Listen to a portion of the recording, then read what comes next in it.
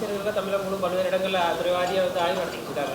கனிமவளத்துறை அமைச்சரோட பல்வேறு இடங்களில் குவாரிகள் ஆய்வு செய்கிறாரு. அதனால் கணக்கெடுப்புக்கு தான் ஆய்வு நடத்தப்படுதா, இப்போ உண்மையிலே தவறு செஞ்சுருக்காங்களா, அதை எப்படி பார்க்குறீங்க? நீங்கள் சொன்னது தான் எனக்கும் பல பேர் சொல்கிறாங்க.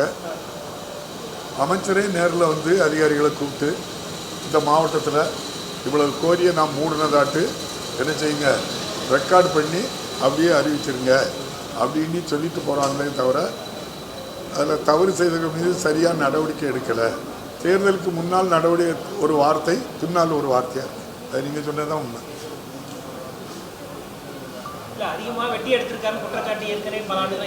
இல்லை, அதுதான் அவங்க முழுமையாக அதை நடவடிக்கை எடுக்க சொல்லியிருக்காங்க. அவங்க தான் எடுப்பேன்னாங்க, அதை எடுக்க சொல்லியிருக்காங்க. விஜய் வந்து திருச்சியில் பேசினாரு,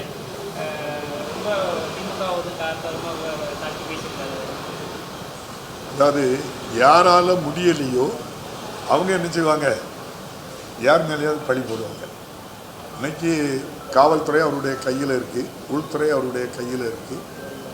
அந்த பணி வந்து ஏதோ ஷூட்டிங்க்கு 2 மணி நேரம் 6 மணி நேரம் ஷூட்டிங் முடிஞ்சு வீட்டில் போய் ரெஸ்ட் எடுக்கலாங்கக்கூடிய பணி இல்லை. அவர் உட்கார்ந்துருக்க பணி 24 ஹவர்ஸும் ரெஸ்பான்சிபிலிட்டியாக இருக்கணும்.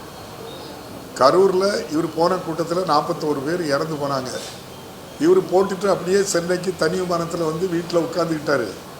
ஆனால் முதல்வர் அந்த இரவோடு இரவாட்டு கரூருக்கு போய் இறந்தவங்களுக்கு செய்ய வேண்டிய கடமைகளை செய்து குடும்பத்துக்கு ஆறுதல் சொல்லி பாதிக்கப்பட்ட மீதி ஆட்களுக்கு நோய் அந்த பாதிக்கப்பட்டவர்களுக்கெல்லாம் தகுந்த அவர்களுக்கு மருத்துவ உதவி செய்து தேவையான உதவிகளை செய்து விடிய விடிய அங்கே இருந்து என்ன செய்தாங்க, பணி செய்தாங்க. அப்படிப்பட்ட பணியை மாண்புமிகு முதல்வரால் முடியலை அப்படின்னு சொன்னால் முதல்வர் என்ன செய்யலான்னா, உள்துறையை ஒரு தகுதியாக நம்முடைய அமைச்சரையில் ஒரு ஆள் கையில் கொடுத்துட்டு ஒரு ஒப்புக்கு சப்பாக ஒரு டிபார்ட்மெண்ட்டை வச்சுக்கிட்டு இருக்கலாம். அல்லது 24 மணி நேரமும் அதில் கான்சன்ட்ரேட் பண்ணி நாட்டு மக்களுக்கு பாதுகாப்பு கொடுக்கணும், சட்ட ஒழுங்கை பாதுகாக்கணும், பெண்கள் சிறுமிகள் பாதுகாப்பு கொடுக்க வேண்டிய கட்டாயம் அவருக்கு இருக்கிறது. அதை மறைப்பதற்காக அவர் ஆட்சியேற்ற பொறுப்பேற்ற நாள் முதல் இது பல 100 மடங்கு பெருகிட்டு இருக்கிறதுனால யார் மேலேயா பழி போடுதார். அதுதான் அவருடைய இயலாமையினுடைய வெளிப்பாடு தான். நீங்கள் எந்த முதலமைச்சராவது வாயில அப்படின்ட்டு சொல்லுவாங்களே, யாராவது அப்படியே வந்து அந்த அல்லு சில்லு கட்சியை தான் 25 பேரை ஓட்டு போடுறதுக்கு புஷ்பா பட பாணியில் சோபா செட்டை முன்னுக்கு அனுப்பிட்டு அந்த வீட்டில் போய் சாலுவை போட்டு மரியாதை பண்ணிட்டு இவரும் மரியாதையை வாங்கிட்டு டீ குடிச்சிட்டு வந்தார். அதில் என்ன சொல்கிறாங்கன்னா, அவங்க அவ்வளோ பேரும் புலம்புறாங்க.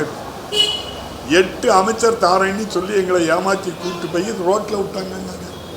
இது உண்மையாக என்னன்னு கேளுங்க பார்ப்போம். அவங்ககிட்ட தேவைக்காரங்கிட்ட 8 அமைச்சரை இன்றைய முதல்வர் நான் தருகிறேன்னு சொல்லி தான் 25 பேரை ஓட்டு போடுறதுக்கு அசம்பிளியை கூப்பிட்டு வந்தாங்க. கொடுக்கலையே, எவ்வளோ பெரிய ஏமாத்து. அந்த கட்சியையே எம்ஜிஆர் காலத்தில் ஆரம்பித்த கட்சியை காலி பண்ணிட்டாங்க. அந்த கட்சியை காலி பண்ணிட்டு அந்த கட்சியில் இருக்கவங்களே இப்போ அன்னு சொல்லியிருந்தாங்க. எப்படின்னு தெரியல, அவங்களுக்கு தான் வெளிச்சாங்க.